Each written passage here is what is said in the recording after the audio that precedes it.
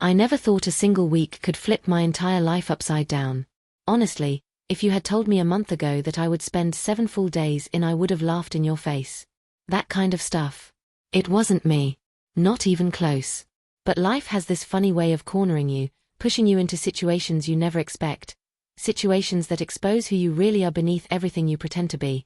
It all started on a Monday morning, cold, lazy, completely ordinary. I rolled out of bed, still half asleep, and dragged myself toward the kitchen where my cousin Zara stood with her arms crossed and a look on her face that meant danger. My roommate had just moved out, so Zara had been staying with me for a few weeks. She was bold, loud, fashion-obsessed, and she loved messing with me. "Good," she said the moment I stepped inside. "You're awake. We need to talk." Her tone made my stomach tighten. What did I do now? I muttered. Zara smirked and slid her phone across the counter. "You said last night, on video, might I add, that you could easily walk in heels and that girls exaggerate too much." My eyes widened. "I never said that." "Oh, but you did." She tapped the screen. "And you made it worse. You said you could wear a skirt and heels for a whole week and still look better than any guy trying it." I felt the blood drain from my face. I remembered drinking. I remembered bragging. But I didn't remember that. "Zara, no. I didn't mean." "You did," she said. And I accepted the challenge. I choked on my own breath. "No. Zara. This is stupid." "It's not stupid," she cut in. "It's a bet. And you lost. Which means," she held up a hanger. A short, black, swishy skirt. Right behind it, a pair of beige heels that looked like they could break ankles for breakfast. My heart slammed against my ribs. "Absolutely not." "Oh yes," she said sweetly. "A week. 7 days. Skirts and heels. Everywhere." I wanted to argue. I wanted to fight back. But the humiliation of refusing after bragging. The thought of her playing the video for everyone. I swallowed hard. "Just 1 week." "1 week," she confirmed. "And I promise, if you finish it, I'll delete the video." That was the only reason I gave in. Or at least, that's what I told myself at the time. I didn't know then what that week was going to do to me. The shock hit me the moment I stepped into the bathroom wearing the outfit. I closed the door behind me, hands trembling as I looked down at myself. The skirt clung to my hips in a way that felt too exposed, too breezy, too wrong. And the heels? I felt like a newborn deer. "What am I doing?" I whispered. But the real shock came when I finally forced myself to look into the mirror. There, staring back at me, was someone I didn't recognize. The skirt made my legs look longer. The heels sharpened my posture. My stance shifted without me realizing it. I straightened. I lifted my chin. Something inside me tightened and loosened at the same time. "No," I said under my breath. "This isn't me. It's just a bet." But the reflection didn't agree. It looked back at me with a strange curiosity, like it knew something I didn't. When I stepped out of the bathroom, Zara nearly dropped her phone. "Oh, my God." She clapped like she'd just won a prize. "You look adorable." I groaned. "Don't say that." "Oh? Should I say cute? Pretty? Stunning?" She grinned wickedly. "Because honestly, you're kind of all three." My ears burned. "Zara, stop." She didn't stop. Not even a little. She made me walk around the living room. Then the hallway. Then the entire apartment. My steps wobbled. My ankles buckled. The skirt swayed around my thighs like it had a personality of its own.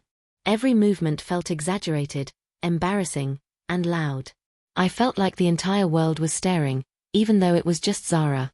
"Relax," she said eventually. "You tense up, and it makes you walk worse. Loosen your hips. Let them move naturally." "I'm not trying to move my hips," I snapped. "Oh, you will," she said. "Trust me." And I hate how right she was. The disruption to my daily life was immediate and brutal. The first test? Going to the grocery store. I begged Zara to at least let me wear sneakers. She refused so fast it was almost impressive. "Nope. Heels only. You bragged about heels. You're living in heels." And so, after 10 minutes of arguing, I found myself outside, wind brushing against my bare legs, the sound of heels clicking against pavement, my heart pounding so loudly I could barely hear anything else. Every step felt like a countdown to disaster.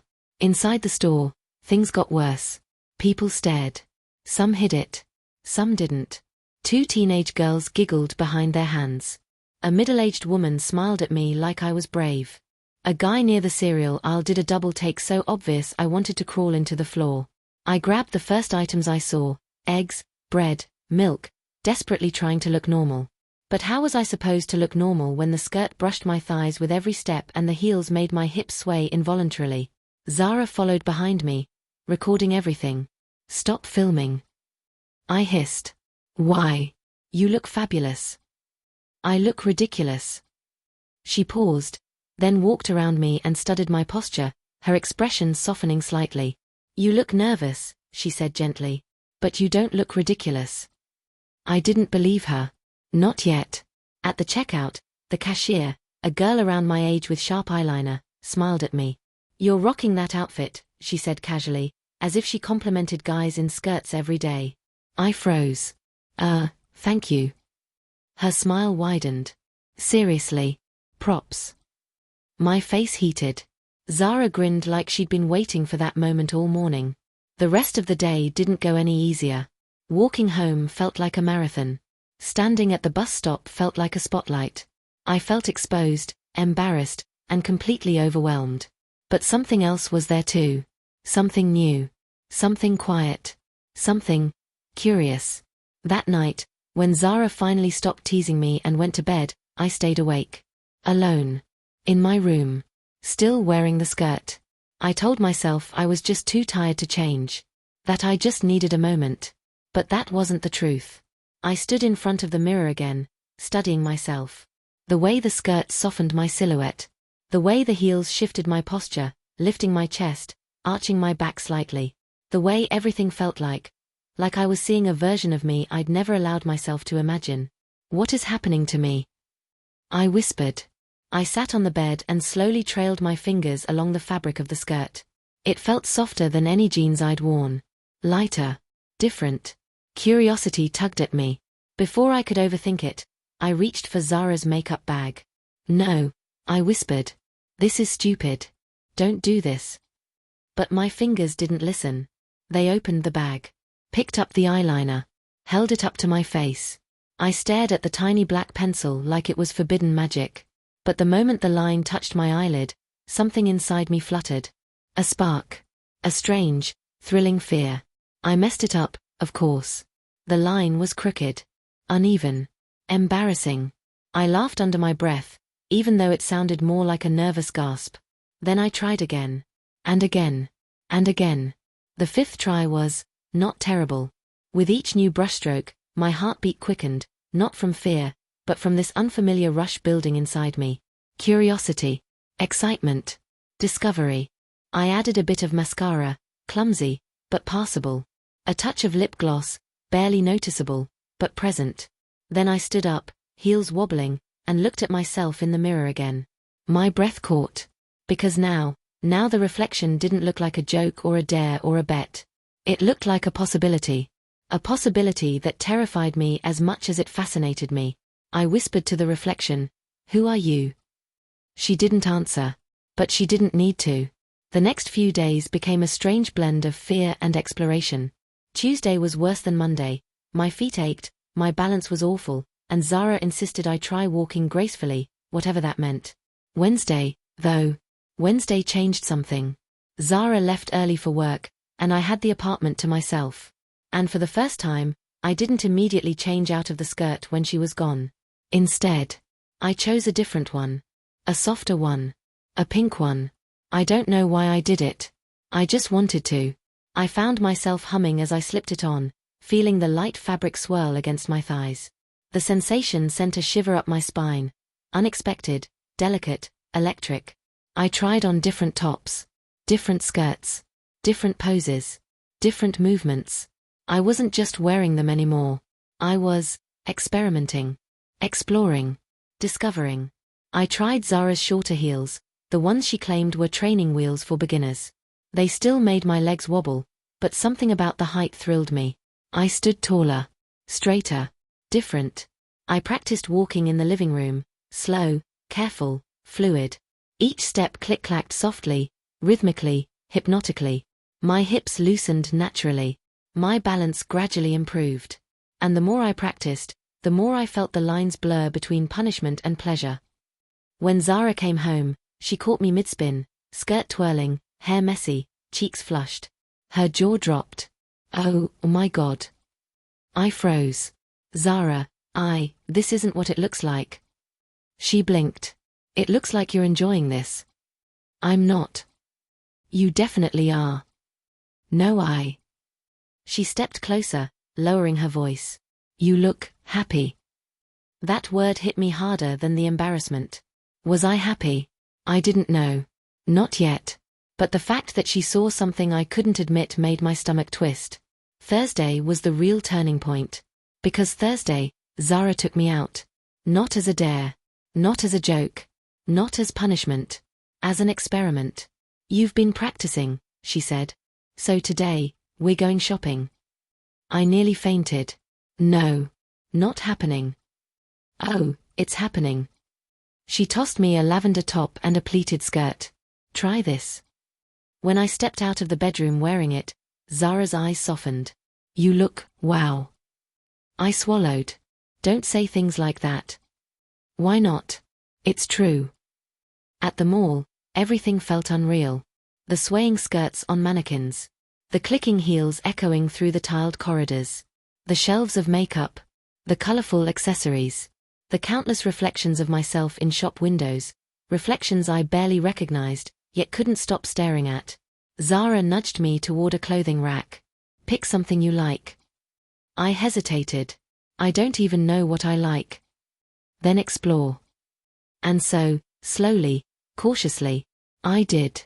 I ran my fingers along soft fabrics. Held dresses against my body, hesitant at first, then bolder. Tried on tops I would have never touched a week ago. In the changing room, I slipped into a light blue dress, simple, fitted, gentle around the waist. When I stepped out, Zara gasped. You need that? No way. Yes. She turned me toward the mirror. Look. I did. And my heart stuttered. Because that reflection, the person standing there, wasn't a stranger anymore. It was me. A version of me I didn't understand yet, but wanted to. Friday brought the confrontation. The thing I'd been terrified of all week. Someone from my past saw me. Someone who wasn't supposed to. A coworker. He stared. Openly. Shock. Confusion. Recognition. I froze. Everything inside me collapsing at once. I wanted to run. To hide. To disappear. But Zara squeezed my hand and whispered, breathe. My coworker approached slowly. Is that you? My voice trembled. It's a long story. He looked me up and down, not judgmental, not mockingly, just trying to understand. Then he nodded. Looks good. I blinked. What? He shrugged. I mean it. You look comfortable. Comfortable. The word echoed through my chest like a ripple. Because somewhere deep down, I was. Saturday and Sunday were nothing short of liberation. We went to a cafe. For a walk. For ice cream. For a nighttime stroll where my skirt caught the warm breeze and my heels tapped softly against the pavement. And with each passing hour, the fear faded. The anxiety loosened its grip. The discomfort melted into something warm, delicate, affirming. People smiled at me, nodded at me, treated me normally, sometimes even kindly. And for the first time all week, I allowed myself to simply exist. To breathe. To move freely. To be this version of me. Zara linked her arm with mine that night. So, she said. Be honest. How do you feel? I looked down at my outfit, simple skirt, soft top, comfortable heels. Then I looked up at the sky. I don't know, I whispered. But I don't hate it. She smirked. You more than don't hate it. I sighed, smiling despite myself. Yeah, maybe. Sunday night, the final night, I sat alone again in front of the mirror. No makeup. No audience. No pressure. Just me. And the reflection I'd grown used to during the week. A softer posture. A gentler presence. A quiet confidence. I didn't expect this, I whispered. The mirror didn't respond. But I felt the answer anyway. When Zara entered, she smiled knowingly. Tomorrow the bet ends. I nodded slowly. I know. You can go back to your old clothes. I swallowed.